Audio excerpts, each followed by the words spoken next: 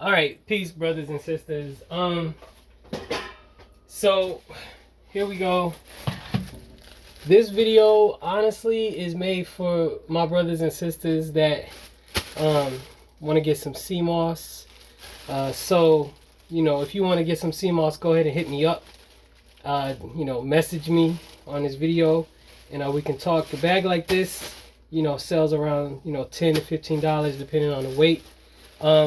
But what I'm gonna do right now is really kind of show, not really kind of, but just show a method of cooking sea moss. This is not the method, but this is a method.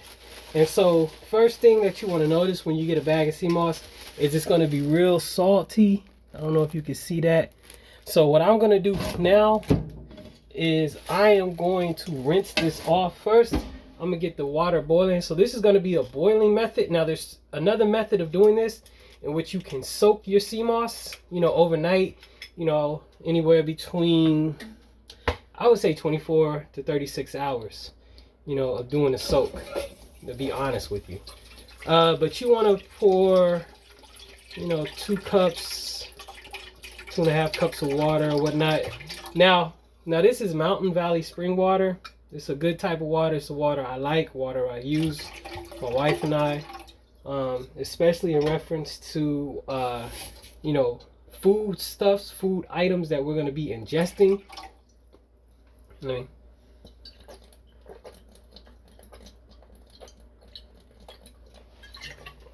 Speaking of which, but it's just a good water. So what I'm gonna do now is as this boils, I'm gonna take this and rinse this salt off, and then I'll be right back. So hold on one second. All right, so I've rinsed off the sea moss, and you're gonna get something. Once you rinse it off, you're gonna get something that looks like this. I didn't want to take it out of the bag the other time because of the salt that's in the bag. If you if you got a bag from me, that's what you're gonna get. Anyway, so you just then take your sea moss, place it in the water. It's kind of I'm gonna say hit or miss, honestly, and be honest with you.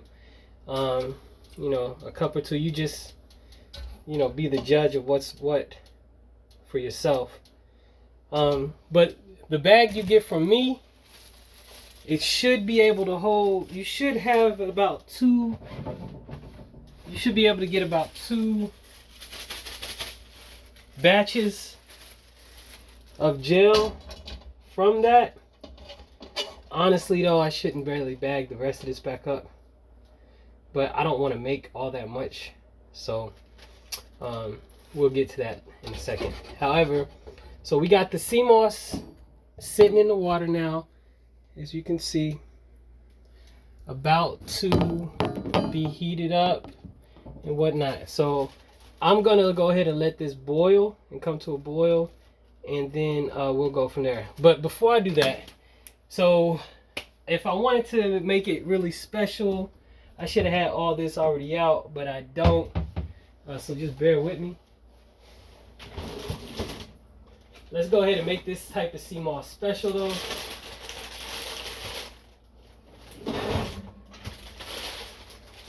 So this is going to be a moss that's going to be like, ah man, this is what's up. So I'm going to go ahead and put what they call strong back in here. This is going to help rejuvenate the system. Brothers, this is going to give you a little bit more in the way in which you handle things. It's going to increase testosterone. It's going to increase blood flow. If you use it correctly,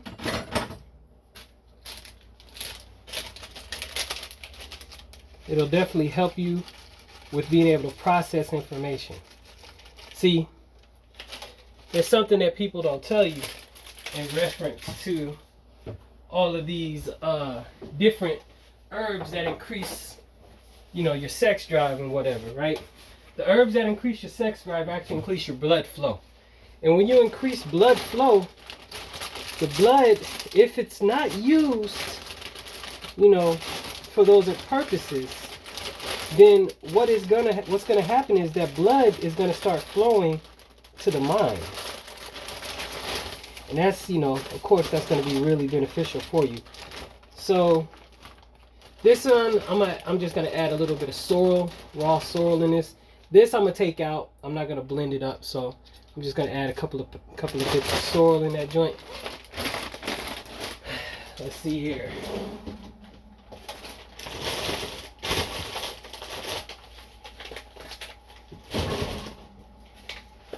This is a blend of herbs that I use to help me study. So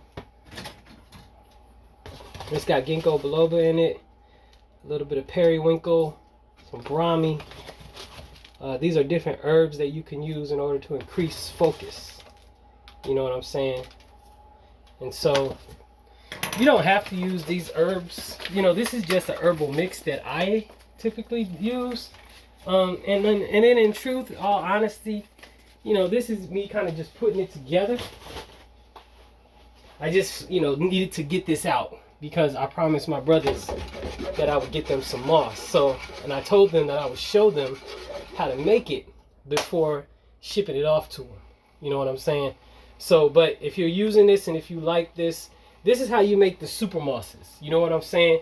The way you see the mosses mixed in with the teas, with the added benefits in it, this is how you do it. One of the ways in which you can do it. You add the herbs to the mix itself.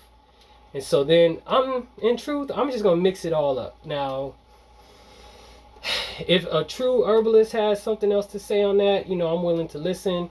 That's not necessarily what I am, in all honesty. What I am is a brother that's learned a technique and that uses this in order to increase and enhance his own health. So if there are more professional herbalists with better suggestions, I'm open and willing and ready to talk and walk with you.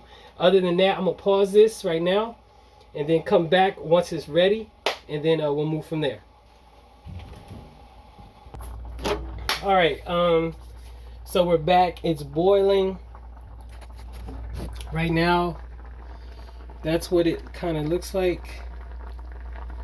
You know, really the boiling process is there so that it can like soften it up. So I'm gonna go ahead and turn this off now and take this out.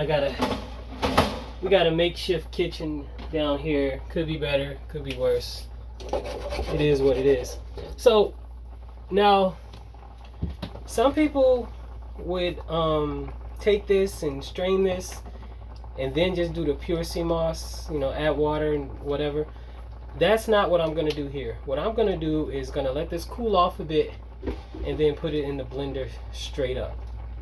The thinking process is I got the herbs in there. I got the nutrients from the herbs inside the tea water and the sea moss. And so I'm just going to blend all of those things up together, right? So when you cook this, the one thing you're going to notice is like this salty smell is going to be in the house, and that's just sea moss. It's salty. It comes from the ocean, and so you know that's how that goes. So I'm gonna go ahead and pause this again and come back once the blending process is started. All right, so the sea moss has cooled down a little bit right now, so I'm just gonna go ahead and pour it in there like that.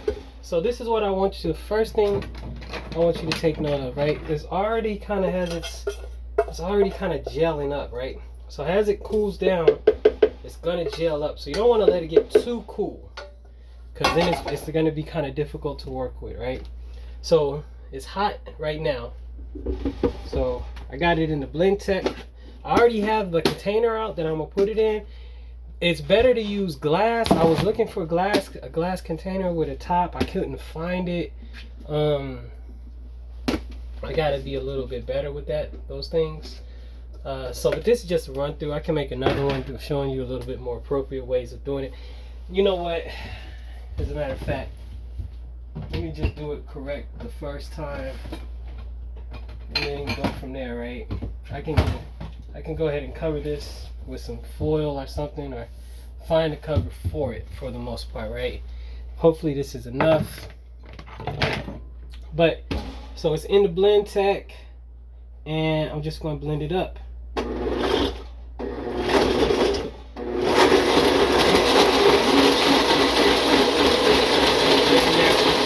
gotta have a good blender.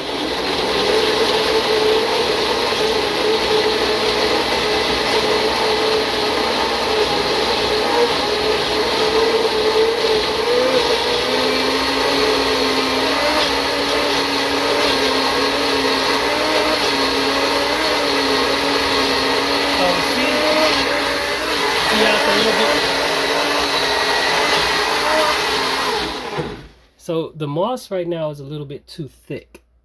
Look at how it kind of bunches up.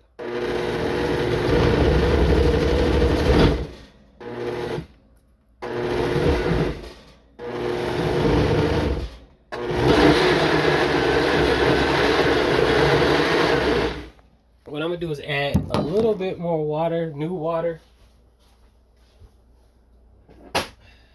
to it.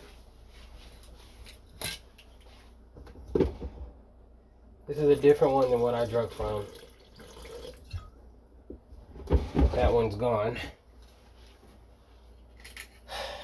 And then start it over a little bit and see where it's at. Maybe that might be enough.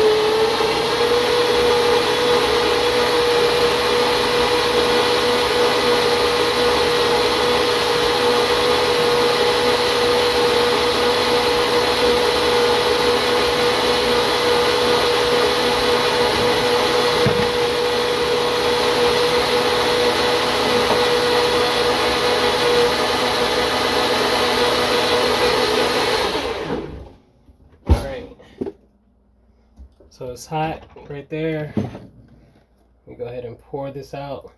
Let me let you see. This is what you get. It's kind of this gel-like substance. Yeah, that's good. All right. And you're gonna have extra gel. Let's get something else.